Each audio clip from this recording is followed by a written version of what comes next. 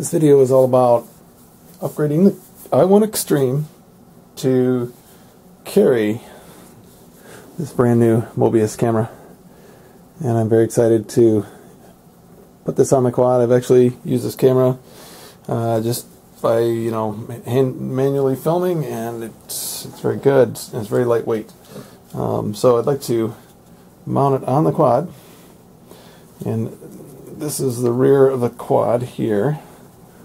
And what I would like to do is keep this easy so I have less of a chance to crash, is fly it tail in and be able to film toward me or away from me. So I'd like to keep this in the camera's view. I'd like to mount the camera somehow like that, so that it's either let me get the light over here.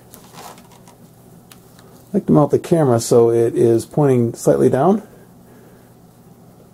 pointing toward the tail, or I'm able to turn it and point it down, pointing forward, to suit the two different filming situations. The forward one would be for FPV, and I'd probably use the backward one for line of sight filming, which I'll have to do until I purchase the goggles and all that. I'm not quite ready to do that yet.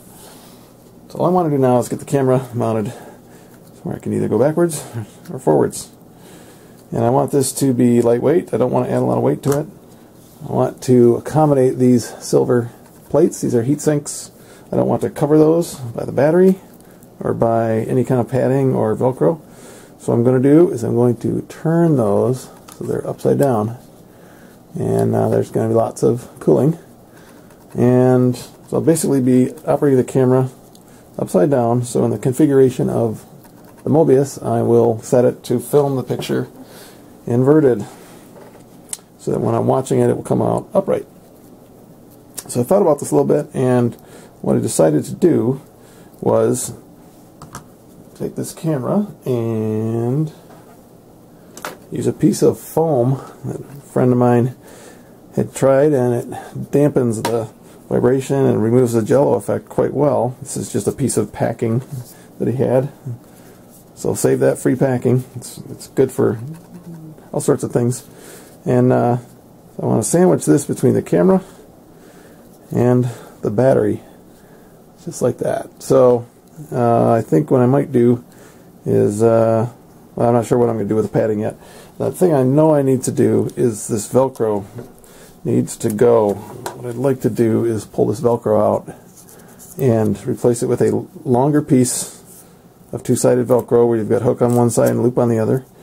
And I can cut it down to the same width so that it can go all the way around the padding and the camera. So I need another probably 2 inches, and then I can cut it to length. Good news is, when I started to look at how I might do this, let me get the cover off here.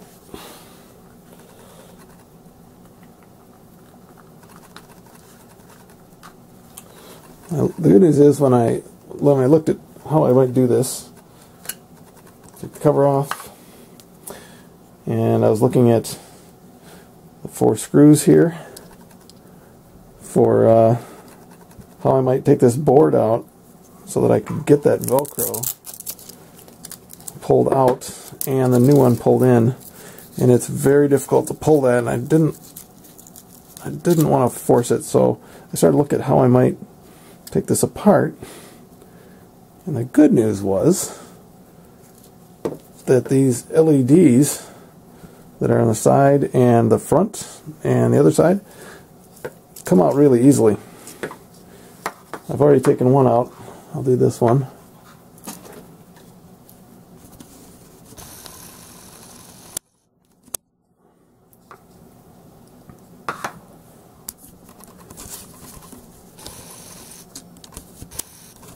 So all that's needed to pop these out, and you have to take these out, I think, to get the strap off, is come in the back side with a screwdriver, and let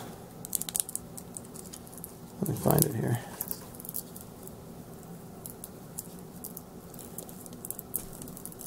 Oh, okay. to get these LEDs out, if you turn it up right, you can see above the LED there's two little fingers here. And all you need to do to pop that whole assembly out is just push toward the center of the quad and down slightly. And it will release it. And then you can just pull that piece right off. And then the LED is actually socket fitted to the board. And that is it. That LED is out and out of the way. Caution here though. I would mark these as you take them out. I'm going to put a piece of masking tape on the leads, and I'm going to mark it left, right, and front, so I can get them back in the same position, because the colors of those LEDs do have meaning in the manual, and I want it to be the same when I'm done as what the factory had installed. So I'll go ahead and mark those.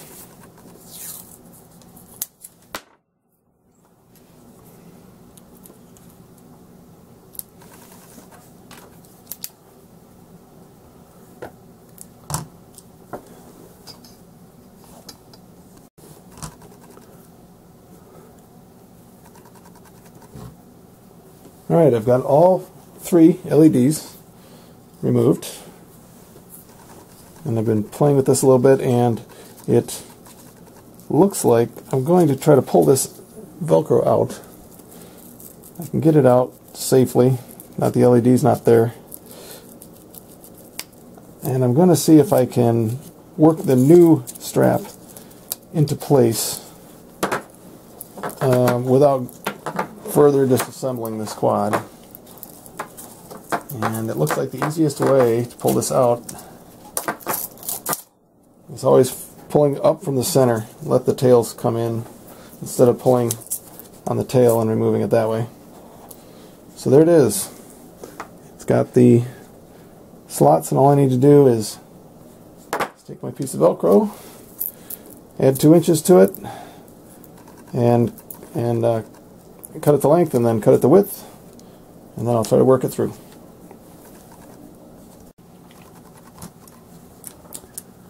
Alright, just learned something else. I took the strap and took it out, and I was looking at this, and it's going to be very difficult to get the new strap through those slots and around the frame. So I removed the 4 screws with the white circles around them, and these screws are extremely small. It's about a 1/4 inch long, and some of these rubber vibration isolators came loose, and then I noticed that the underside is the hollow side, and the solid side of that little isolator goes against the head of the screw. So if you take these out,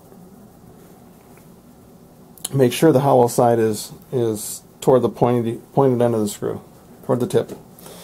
These screws do not hold this frame, this inner frame here.